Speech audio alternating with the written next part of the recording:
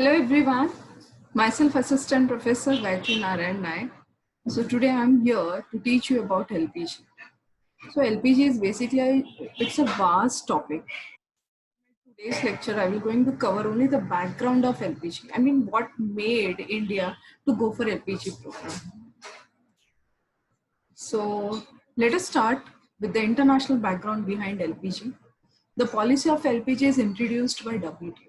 तो ये जो पॉलिसी है ये किसने इंट्रोड्यूस किया था? WTO ने, that is world trade organization ने.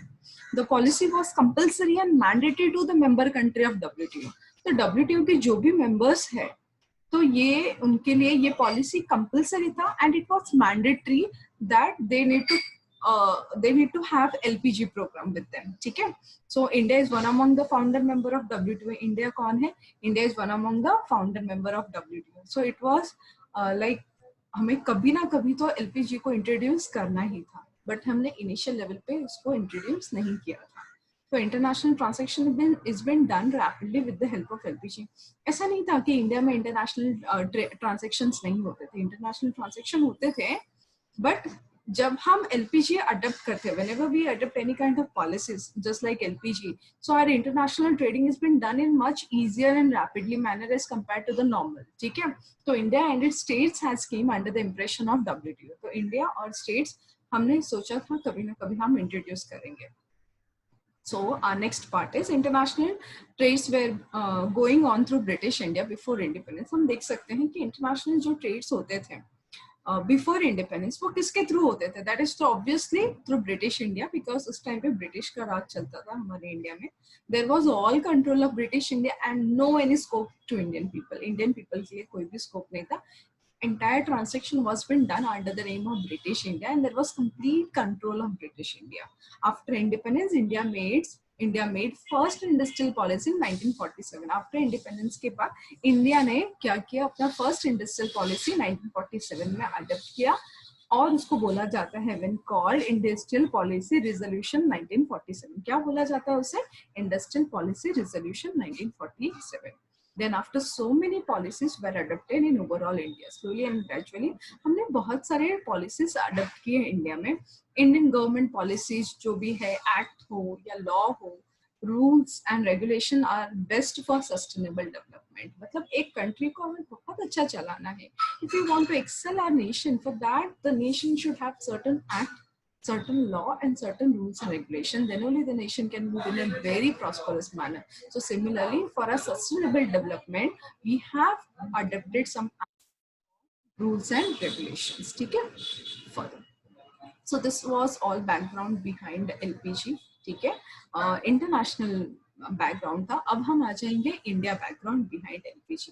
तो यहाँ पे अगर आप देख सकते हैं, origin of financial crisis was traced in 1980. कब देख सकते हैं हम लोग? 1980 में ओरिजिन ऑफ फाइनेंशियल क्राइसिस हम देख सकते हैं. ठीक है. तो बेसिकली थोड़ा पीछे जाते वक्त हम देखेंगे कि 1950 से लेकर 1990 तक बेसिकली ये जो 40 इयर्स का टेन्योर था, ये 40 इयर्स में काफी कुछ हमने उतार चढ़ाव देखे हैं. ठीक है. तो there was some peak point, there was some एकदम डाउन लेन वाला पॉइंट हमें देखने को मिले हैं. ठीक है. तो जो हमने 1950 में इकोनॉमी पॉलिसी फॉर्मुलेट किया था. इकोनॉमी पॉलिसी बेसिकली हम उसको डेवलपमेंटल पॉलिसी बोल सकते हैं. इकोनॉमी पॉलिसी से फॉर एग्जांपल ये 5 इयर्स प्लान में हमने क्या डिसाइड किया था? हमारा अनएम्प्लॉयमेंट रेट पूरी तरीके से जाना चाहिए. तो ये है हमारा स्ट्रैटेजी कि हम लोग किस तरीके से अनएम्प्लॉयमेंट को कम करेंगे. So we have thought I need to reduce my unemployment rate as early as possible and within the span of particular 5 to 10 years, but somehow it was not executing. We are forming a plan, we are having our own plan, but somehow it was not executing, or we can say we are not reaching to the we have set. तो ऐसा नहीं है, target हमने बना लिया है तो target achieve भी तो करने को आना चाहिए. So we were not able to achieve our desire and targeted plans. तो यहाँ पे हम जो बोल सकते हैं, जो डेवलपमेंट हमने सोचा था ये जो इकोनॉमिक पॉलिसीज को लेकर, वो इतना फ्रूटफुल नहीं हो रहा था. ठीक है. इन्फ्लेशन एकदम पीक पॉइंट पे था. ठीक है. BOP that is balance of payment, हमारा डेफिशिएट एकदम नीचे आ गया था. हमारा जो रुपीस है वो कम्प्लीटली डिक्लाइन हो गया था as compare to other country के करेंसीज में। इकोनॉमिक क्राइसिस एकदम ऊपर से आ गया था, पब्लिक सेक्टर्स तो पूरी तरीके से ठप हो गए थे। So we can say everything was getting wrong, everything was getting wrong, and the major reason for getting wrong was inefficient management of Indian economy. Somehow we were not in a position to manage our Indian economy in an efficient manner, and hence the financial crisis was traced in the year 1980. तो अब 1991 में what made us कि हम लोग LPG को लाए, ठीक है, फॉरेन करेंसी रेवेन्यू का इंटरेस्ट चुका सके। तो हम बेसिकली हमारे पास से for example we are already into the crisis, हमने काफी कुछ लोन ले रखा है from other country, from various international financial institution से हमने लोन ले रखा है। अब हम लोन तो ले रहे हैं बट हमको तो उनका लोन के साथ इंटरेस्ट भी तो पे करना, we need to pay them back both in the form, either both in the form, it's like you need to pay your principal along with you need to pay your interest amount also. तो हमारा ऐसा situation हो गया जहां हम interest भी पे नहीं कर पा रहे हैं, ठीक है। तो यहाँ पे क्या बोला है, अब वो जो 15 डेज का ही सिर्फ हमारे पास रेवेन्यू बच गया था, फॉरेन रेवेन्यू हमारे पास 15 डेज का ही बच गया था, and world bank and IMF का इंटरेस्ट पे करने का ड्यू डेट भी आ गया था। तो ऐसे सिचुएशन में हमने जब अप्रोच किया अदर कंट्रीज को, हमने जब अप्रोच किया अदर इंटरनेशनल फाइनेंशियल इंस्टीट्यूशंस को, सबने पैसा देने से मना कर दिया, ठीक है। और फिर हम एकदम दुविधा में पड़ गए कि what am I suppose to do thereafter, हम सोचने लगे, वो सोच में पड़ गए, ठीक है। तो यहाँ पे उस वक्त रिजर्व बैंक ऑफ इंडिया ने क्या रखा, अपना जो गोल्ड है उसको गिरवी पे रखा, and hence new economy policy was formed in the year 1991 under a late prime minister of India PV Narasimhan Rao. उस टाइम पे जो फिनेंस मिनिस्टर थे डॉक्टर मनमोहन सिंह। तो थोड़ा डिटेल में हम आगे जाएंगे तो हमें देखने को मिलेगा what was the major reason, the reason for the failure of financial crisis. क्या हो गया फाइनेंशियल क्राइसिस जो इतना ज्यादा हो गया, तो government generate various sources of fund through taxation. अब आपको पता है कि गवर्नमेंट को जो मेजर इनकम है वो दो सेक्टर से ही मिलता था, first is that is through taxation, collecting taxation from the general public, and second is running of public sector enterprises. तो बेसिकली गवर्नमेंट को ये दोनों से ही इनकम ज्यादा जनरेट होता था। एंड उसके बाद अब जो इनकम जनरेट हो रहा है, तो इनकम अगर हमारा 10 रुपया जनरेट हो रहा है और एक्सपेंसेस हमारा 8 रुपया हो रहा है, दैट मीन्स हमें 2 रुपीज का प्रॉफिट मिल रहा है। बट यहाँ पे उल्टा हो रहा है, यहाँ पे हमारा एक्सपेंडिचर ज्यादा है एज कम्पेयर टू इनकम। आप देख सकते हैं मैंने स्लाइड में मेंशन किया है कि expenditure part was greater as compare to the income level. Government ने फिर क्या स्टार्ट कर दिया, गवर्नमेंट ने बोरो करना स्टार्ट कर दिया। तो गवर्नमेंट के पास 3 ऑप्शन है, पहले गवर्नमेंट ने क्या किया, बैंक से लोन लेना स्टार्ट कर दिया, सेकेंड जनरल पब्लिक से लेने का सोचा, and third international financial institutions को अप्रोच करने के लिए सोचा, ठीक है। यहाँ पे फॉर एग्जाम्पल एक एग्जाम्पल के तौर पे ले लेते हैं, अगर मैंने पेट्रोल इंपोर्ट कराया तो मुझे उनको पे करना पड़ेगा, मुझे उनको पे किस में करना पड़ेगा, डॉलर में करना पड़ेगा। अब मैं डॉलर में कैसे पे करूंगी, जब मैं एक्सपोर्ट करूंगी ना, जब मेरे पास फॉरेन करेंसी आएगा तब जाके मैं क्या करूंगी चिल्ड्रेन, तब जाके मैं सामने वाले को पे करूंगी ना। So more over this was a very problematic situation over here, जहाँ पे हमारा एक्सपोर्ट कम है as compare to our import.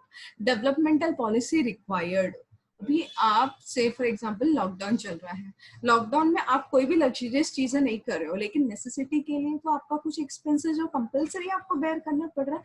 तो वैसे ही there was various developmental policy which was required for our nation, and जो डेवलपमेंटल पॉलिसीज को लेके गवर्नमेंट खर्चा कर रही थी, वो खर्चे से उतना ज्यादा रेवेन्यू जनरेट नहीं हो रहा है। तो इसीलिए यहाँ पे बोला है various developmental policy required even when revenue are low. अगर रेवेन्यू कम भी रहा तो भी हम लोग को वो डेवलपमेंटल पॉलिसीज एग्जीक्यूट करना है for the betterment of our nation.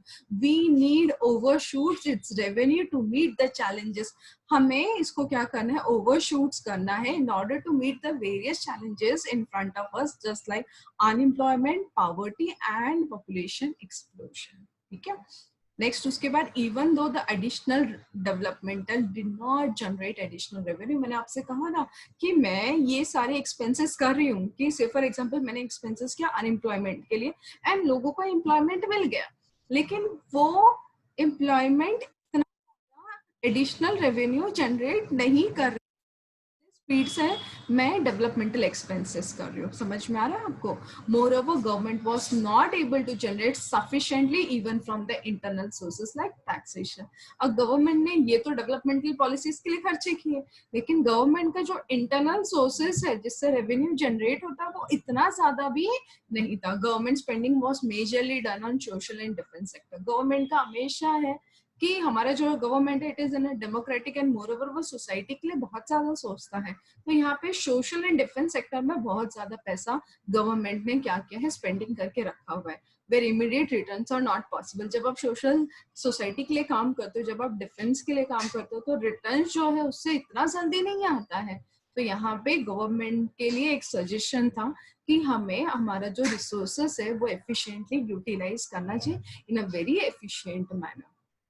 ठीक है, तो यहाँ पे मैंने आपको बार बार यही चीज दोहराया है, that is public sector enterprises was not generating much income to meet the growing expenditure. जो पब्लिक ये जो इनकम है that is public sector enterprise, जो कंपनी से भी पैसे आ रहे हैं वो इतना ज्यादा इनकम नहीं आ रहा है to meet the growing expenditure. हमारे सामने बहुत बड़ा एक चैलेंज आके खड़ा हो गया था कि हम हमारे ग्रोइंग एक्सपेंडिचर को कैसे मीट करेंगे, क्योंकि रेवेन्यू तो बढ़ ही नहीं रहा है और एक्सपेंडिचर एकदम धड़ाक से बढ़ रहा है। तो definitely we were into that kind of circumstances. So foreign exchange borrowed, फिर हमने क्या किया, बोरो करना स्टार्ट कर दिया। कहाँ से बोरो करना स्टार्ट कर दिया?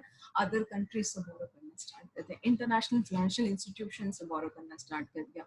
For what? For our basic consumption needs. ठीक है, प्राइसेस ऑफ एसेंशियल कमोडिटी उस दौरान 1980 से लेकर 1990 के दौरान काफी बढ़ गया था, बहुत तेजी से बढ़ रहा था। हमारा जो इम्पोर्ट रेट है वो काफी हाई रेट में बढ़ रहा था and it was not getting match with the export. मतलब अगर इम्पोर्ट हम 100% से फॉर एग्जांपल 80% के तेजी से कर रहे हैं तो हमारा एक्सपोर्ट 40% के तेजी से हो रहा है, तो that means there is no proportion.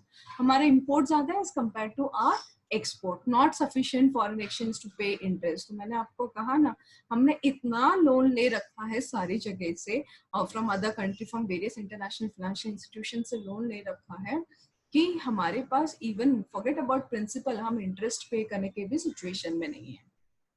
तो ऐसे सिचुएशन में हमने सोचा कि और लोन लेंगे हम लोग, ये सारे प्रॉब्लम्स को मीट करने के लिए हमने सोचा कि हम और लोन लेंगे। कहाँ से लोन लेंगे? इंटरनेशनल और अदर कंट्री से लोन लेंगे, लेकिन सबने मना कर दिया, सबने हाथ खड़ा कर दिया कि नहीं भाई हम आपको नहीं दे सकते। तो ऐसे सिचुएशन में इंडिया ने किसको अप्रोच किया? IBRD को, that is international bank for reconstruction and development, जिसको पॉपुलरली वर्ल्ड बैंक के नाम से जाना जाता है, एंड IMF, इन दोनों को अप्रोच किया और इन दोनों से उनको कितना पैसा मिला? $7 बिलियन। क्यों मिला? In order to manage the crisis, जो हमारा क्राइसिस हो रहा था ना उसको मैनेज करने के लिए इन दोनों सामने आए, उन्होंने इतना हेल्प किया। लेकिन ये हेल्प करने के लिए उन्होंने कुछ चीजें हमसे एक्सपेक्ट की। क्या चीजें एक्सपेक्ट की? देखो, फॉर अवेलिंग द लोन, ये लोन देने के लिए international agency expected India to liberalise and open up the economy. उन्होंने एक्सपेक्ट किया कि इंडिया को क्या करना चाहिए? लिबरलाइज करना चाहिए, ओपन अप द इकोनॉमी करना चाहिए। अब यहाँ पे liberalise open up the economy मतलब क्या होता है? By removing the restriction on private sector. तो पहले देयर वाज अ रिस्ट्रिक्शन बहुत सारे थे प्राइवेट सेक्टर के ऊपर, फिर उसके बाद उन्होंने क्या सजेस्ट किया? रिडक्शन ऑफ गवर्नमेंट इंटरवेंशन कम होना चाहिए and remove trade restriction between India and other country. तो ये सब उनका एक्सपेक्टेशन था। किसका एक्सपेक्टेशन था? वर्ल्ड बैंक एंड IMF का एक्सपेक्टेशन था। अब फिर इंडिया ने क्या किया? इंडिया एग्री हो गया, इंडिया बोला कि ठीक है। They have agreed to the World Bank and IMF and announced the new economic policy. 1950 में सिर्फ इकोनॉमी पॉलिसी फॉर्मुलेट हुआ था और 1991 में न्यू इकोनॉमी पॉलिसी फॉर्मुलेट किया। द न्यू पॉलिसी, अब न्यू इकोनॉमी पॉलिसी का मेन इंटेंशन क्या है? हमारा जो क्राइसिस का दो ही मेजर प्रॉब्लम था, एक हम ठीक तरीके से मैनेज नहीं कर पाए फॉरेन एक्सचेंज रिजर्व को मेंटेन करने के लिए, दूसरा राइजिंग प्राइस अंडर कंट्रोल, हम इन्फ्लेशन रेट को कंट्रोल नहीं कर पाए। तो यहाँ हमारा न्यू इकोनॉमी पॉलिसी का सिर्फ दो मेन मेजर इंपॉर्टेंट एम है पहला है maintain sufficient foreign exchange reserve and दूसरा है to control keep the rising price under control. So ये सारा कुछ इंट्रोडक्शन था which made India to go for liberalization, privatization and globalization. In my next lecture, I will going to teach you liberalization, privatization and globalization. So this was a short introduction of LPG. Thank you so much for listening to me. Thank you.